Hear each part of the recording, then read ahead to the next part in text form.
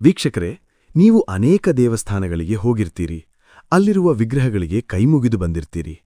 ಆದರೆ ಒಂದು ಸಾಮಾನ್ಯ ಕಲ್ಲಿನ ಶಿಲ್ಪ ಸಾಕ್ಷಾತ್ ದೇವರಾಗಿ ಬದಲಾಗುವ ಆ ಒಂದು ನಿರ್ದಿಷ್ಟ ಕ್ಷಣ ಯಾವುದು ಎಂದು ನಿಮಗೆ ಗೊತ್ತಾ?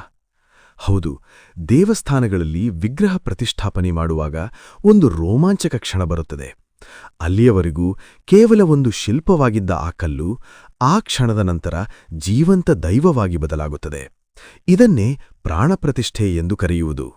ಈ ಪ್ರಕ್ರಿಯೆಯಲ್ಲಿ ಏನೆಲ್ಲ ನಡೆಯುತ್ತದೆ ಎಂಬ ರಹಸ್ಯವನ್ನು ಒಮ್ಮೆ ನೀವು ತಿಳ್ಕೊಂಡ್ರೆ, ಮುಂದಿನ ಬಾರಿ ನೀವು ದೇವಸ್ಥಾನಕ್ಕೆ ಹೋದಾಗ ಆ ವಿಗ್ರಹವನ್ನು ನೋಡುವ ರೀತಿಯೇ ಬದಲಾಗಿಬಿಡುತ್ತದೆ. ಆದ್ರೆ ಇಲ್ಲಿ ಒಂದು ಅಚ್ಚರಿಯ ವಿಷಯವಿದೆ. ಈ ದೈವಿಕ ಶಕ್ತಿಯ ಆಹ್ವಾನ ಕೇವಲ ವಿಗ್ರಹದಿಂದ ಶುರುವಾಗಲ್ಲ.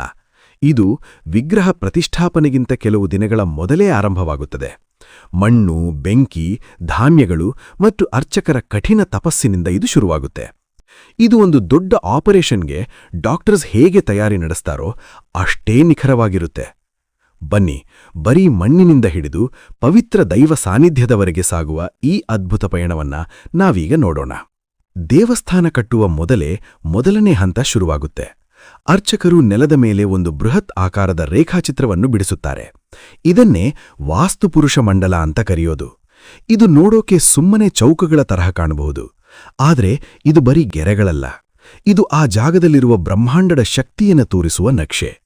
ಗರ್ಭಗುಡಿ ಎಲ್ಲಿ ಬರಬೇಕು, ದೇವರ ಹೃದಯ ಭಾಗ ಎಲ್ಲಿ ಇರಬೇಕು ಅನ್ನೋದನ್ನ ಇದೇ ನಕ್ಷೆ ನಿರ್ಧರಿಸುತ್ತೆ. ಜಾಗ ನಿಕ್ಕಿಯಾದ ಮರೆಯೇ ಮುಂದಿನ ಹಂತ ತುಂಬಾನೇ ಕುತೂಹಲಕಾರಿಯಾಗಿದೆ. ಅಲ್ಲಿ ಬೀಜಗಳನ್ನ ಬಿತ್ತನೆ ಮಾಡಲಾಗುತ್ತೆ. ಇದಕ್ಕೆ ಅಂಕುರಾರ್ಪಣ ಅಂತ ಹೇಳ್ತಾರೆ. ಅಂದ್ರೆ ಜೀವವನ್ನ ಮೊಳಕೆ ಒಡೆಯಿಸುವುದು. ಮಣ್ಣಿನ ಮಡಿಕೆಗಳಲ್ಲಿ ಧಾನ್ಯಗಳನ್ನ ಹಾಕಿಡ್ತಾರೆ. ಆ ಬೀಜಗಳು ಚೆನ್ನಾಗಿ ಬೆಳೆದರೆ ಆ ಜಾಗದಲ್ಲಿ ಜೀವಶಕ್ತಿ ಇದೆ, ಇಲ್ಲಿ ದೇವಸ್ಥಾನ ಕಟ್ಟಿದ್ರೆ ಅಭಿವೃದ್ಧಿಯಾಗುತ್ತೆ ಅಂತ ಅರ್ಥ. ಮಣ್ಣಿನಲ್ಲಿ ಜೀವ ಇದೆ ಅಂತ ಖಾತ್ರಿ ಆದ ಮೇಲೇನೆ ಕಲ್ಲಿನಲ್ಲಿ ಜೀವ ತುಂಬುವ ಕೆಲಸ ಶುರುವಾಗುತ್ತೆ. ಇತ್ತ ಕಡೆ ಶಿಲ್ಪಿಗಳು ಸುಂದರವಾದ ವಿಗ್ರಹವನ್ನ ಕೆತ್ತನೆ ಮಾಡ್ತಾ ಇರ್ತಾರೆ. ಆದರೆ ಗಮನಿಸಿ, ವಿಗ್ರಹ ಎಷ್ಟೇ ಚೆನ್ನಾಗಿ ಬಂದಿದ್ರೂ ಶಿಲ್ಪಿಗಳು ಅದರ ಕಣ್ಣುಗಳನ್ನ ಮಾತ್ರ ಪೂರ್ತಿ ಮಾಡೋದಿಲ್ಲ.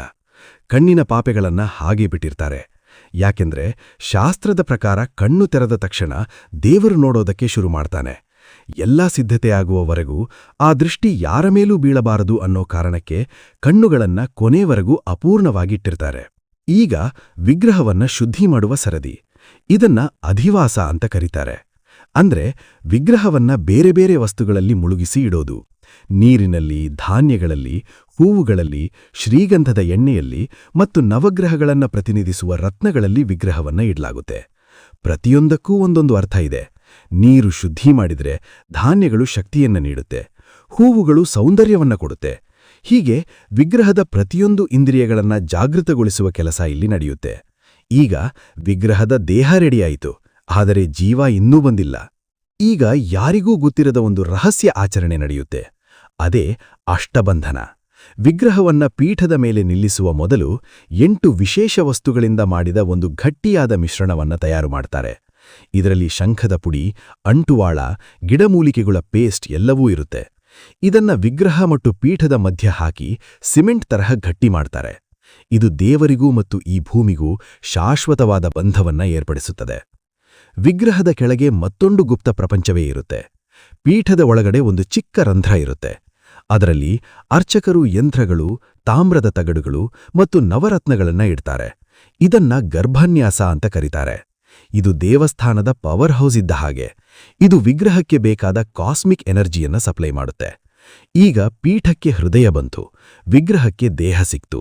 ಆದರೆ ಅಸಲಿ ಪ್ರಾಣ ಇನ್ನೂ ಬಂದಿಲ್ಲ. ಈಗ ಬರೋದೇ ರೋಚಕ ಕ್ಷಣ. ನೇತ್ರೋನ್ಮಿಲನ ಅಂದ್ರೆ ಕಣ್ಣು ತೆರೆಸುವುದು. ಶಿಲ್ಪಿಗಳು ಪಕ್ಕಕ್ಕೆ ಸರಿತಾರೆ. ಮುಖ್ಯ ಅರ್ಚಕರು ಬಂಗಾರದ ಕಡ್ಡಿ ಹಿಡಿದು ವಿಗ್ರಹದ ಕಣ್ಣಿನ ಪಾಪೆಗಳನ್ನ ಬಿಡಿಸ್ತಾರೆ.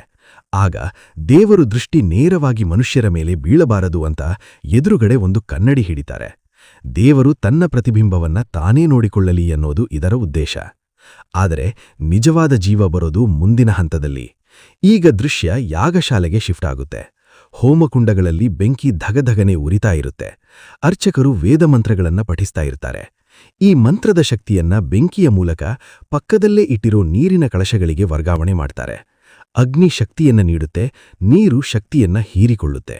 ಇದರ ಜೊತೆಗೆ ನ್ಯಾಸ ಎಂಬ ತಂತ್ರವನ್ನ ಅರ್ಚಕರು ಮಾಡ್ತಾರೆ.